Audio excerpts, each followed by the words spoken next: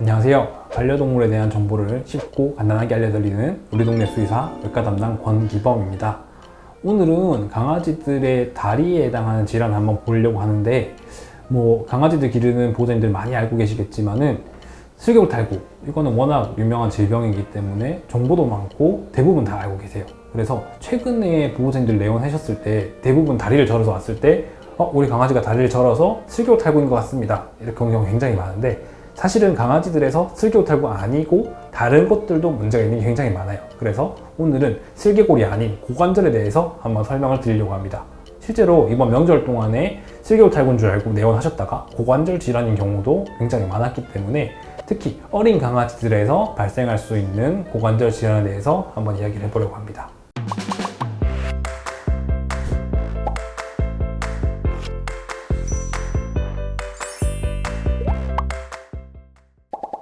어린 강아지들에서는 크게 두 가지 질환이 가장 많은 것 같은데요.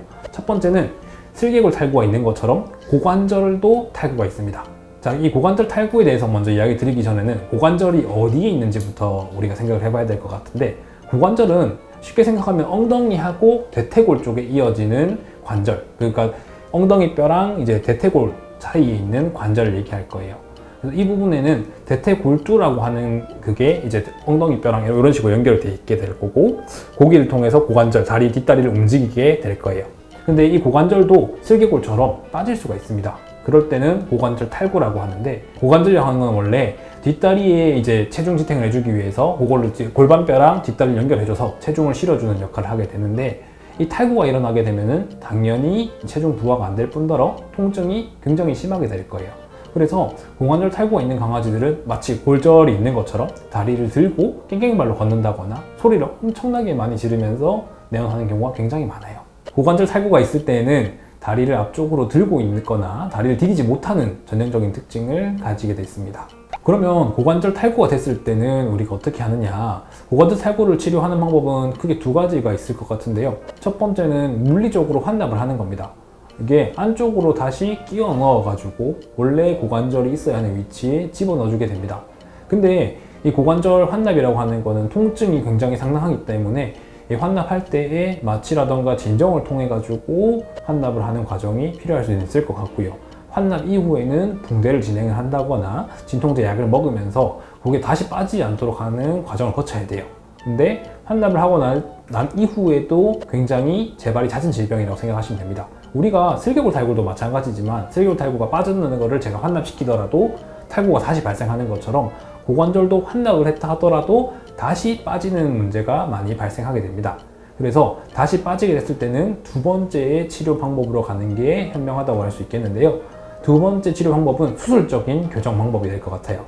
수술적인 교정 방법은 이제 FHNO라고 하는 방법을 주로 많이 쓰게 되는데, 이제 대퇴골두, 빠져나오는 대퇴골두 자체를 제거해 줌으로써 이제 다시 탈구되지 않게, 탈구될 수 없는 거죠. 왜냐, 대퇴골두라고 하는 게 없기 때문에 그렇게 해가지고 회복하는 과정을 거치게 됩니다.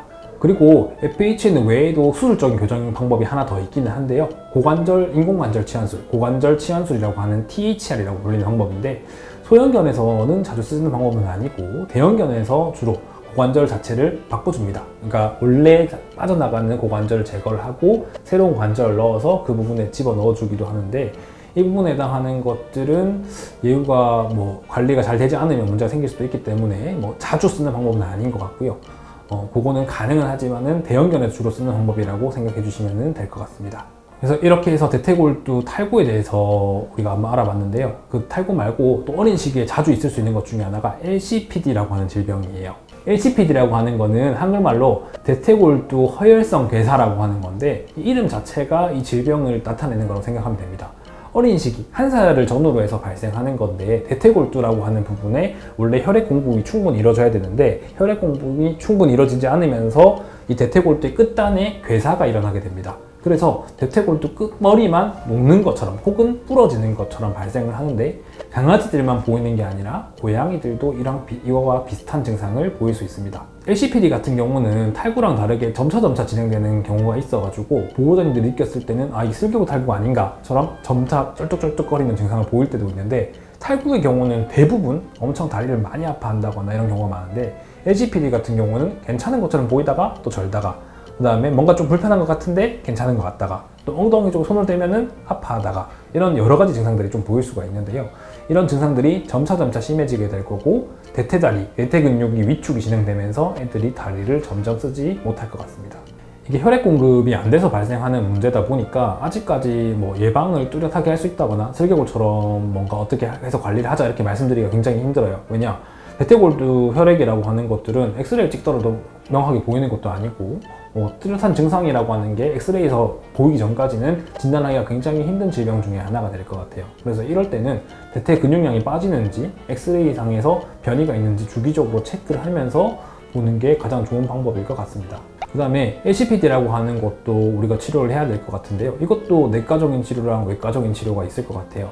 그런데 내과적인 치료라고 하는 것들은 일종의 보존적인 치료 개념으로 봐야 될 것 같아요. 통증 반응을 줄여주면서 하는 거지, 이거를 혈관을 다시 생성되게 한다거나 그렇게 하기는 현실적인 문제가 있기 때문에 통증을 줄여주고 관리하는 정도가 될 것 같고, 결국은 수술적인 방법이 핵심적인 치료 방법이 아닌가 생각이 됩니다.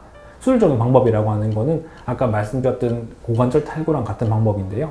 FHNO라고 하는 수술 방법을 통해서 그 부분을 대퇴골두를 제거를 해줌으로써 이미 죽은 이제 대퇴골두 남은 조직들을 제거한다거나 다른 이상을 제거해주고 회복하게 도와주는 방법이 제일 좋을 것 같습니다.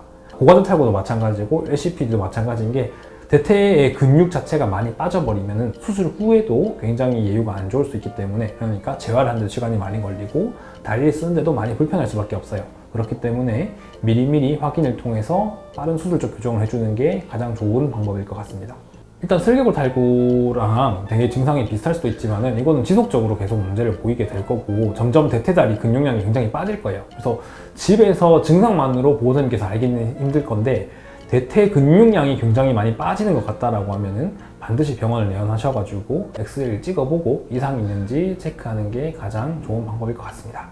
오늘은 이렇게 어린 시기에 고관절 질환에 대해서 알아봤는데, 슬개골 탈구만 있는 게 아니라 이런 고관절 질환도 있을 수 있기 때문에, 뭐 다리가 빠지는 것 같다고 해서 슬개골 탈구입니다 뭐 이렇게 스스로 생각을 하고 우리가 집에서 그냥 방치하지 말고 꼭 병원에 오셔가지고 다른 질환은 같이 문제가 있는 건 아닌지, 혹시 다른 질환 때문에 다리를 저는 거 아닌지 꼭 체크해 보시기를 바랍니다. 오늘 정보가 도움이 되셨다면 좋아요와 구독 부탁드립니다. 감사합니다.